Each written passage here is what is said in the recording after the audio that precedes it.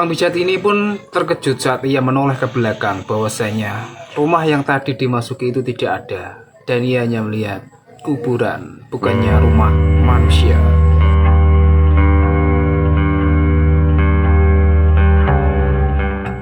Assalamualaikum warahmatullahi wabarakatuh. Selamat datang kembali di channel Soichito Official. Kembali lagi di segmen horor. Segmen horor kali ini kita mendapatkan kiriman cerita dari Bojonegoro, yaitu sebuah kisah yang pernah dialami oleh seorang tukang pijat yang pernah diundang ke rumah makhluk astral. Bagi para sahabat semua yang baru bergabung di channel ini atau baru menemukan, silakan Anda subscribe, like, dan share channel Soichito Official ini. Dan bagi para sahabat yang telah subscribe dan komen-komen di bawah, saya lihat tadi, saya ucapkan terima kasih atas dukungan kalian semua. Dan saya ingin memberitahukan bahwasanya bagi para sahabat semua yang memiliki sebuah pengalaman mistis atau cerita-cerita yang menarik, silakan Anda kirim atau kalian kirim ke email yang ada di deskripsi channel ini atau di deskripsi video ini ya. Saya butuh dukungan kalian sebagai konten untuk hiburan bagi para sahabat kita di Indonesia ini atau mungkin yang ada di luar negeri juga. Baiklah para sahabat semua, mari kita mulai cerita horor malam ini. Mode horor kita mulai.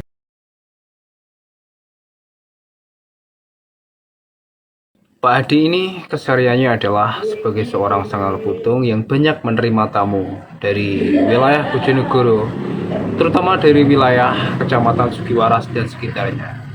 Namun tidak menutup kemungkinan Pak Adi ini banyak tamu-tamu dari luar Kabupaten Bojonegoro, karena beliau ini adalah dukun sanggar putung yang sangat terkenal dan piawai dengan keahliannya memperbaiki atau menata kembali tulang-tulang yang patah yang tidak pada posisinya. Baik laki-laki dan perempuan, setiap hari pasti ada datang ke rumah paranormal sanggar putung Pak Hadi ini. Dan kejadian misterius dan juga mistis dialami oleh Pak Hadi ini tatkala beliau mau melaksanakan sholat maghrib. Jadi setelah seharian menangani pasien-pasien yang meminta bantuan kepada Pak Hadi ini, maka Pak Hadi pun akan melaksanakan sholat maghrib karena waktunya sudah mendekati sholat maghrib. Maka Pak Hadi ini pun mengambil air wudhu. Namun setelah mengambil air wudhu, ada seseorang yang menaiki motor laki-laki tergopoh-gopoh, lalu meminta tolong kepada Pak Hadi ini. Assalamualaikum Pak Hadi, saya minta tolong bahwasanya anak saya kecelakaan. Bapak harus segera menolong dia untuk menata tulangnya yang telah patah. Anak saya tidak bisa dibawa kemari karena tidak bisa dinaikkan motor ya, tidak bisa dinaikkan motor, dan saya tidak memiliki uang untuk menyewa mobil membawa anak saya kemari. Jadi tolong Pak Hadi, Anda ke rumah saya untuk menolong anak saya yang kakinya patah ini. Maka Pak Hadi yang memiliki jiwa penolong dan memang tugasnya pun langsung mengiyakan dan menyelesaikan dulu sholat maghribnya. Baiklah Pak, saya akan sholat maghrib dulu, nanti kita bersama-sama ke rumah Bapak. Jadi Pak Adi ini pun sholatnya agak dipercepat karena sudah dinanti oleh Bapak ini. Namun anehnya, tamu tadi laki-laki ini diajak sholat, dia tidak mau. Dia hanya diam saja dan silakan saja Pak, saya nunggu di luar. Begitu katanya. Pak Adi belum curiga.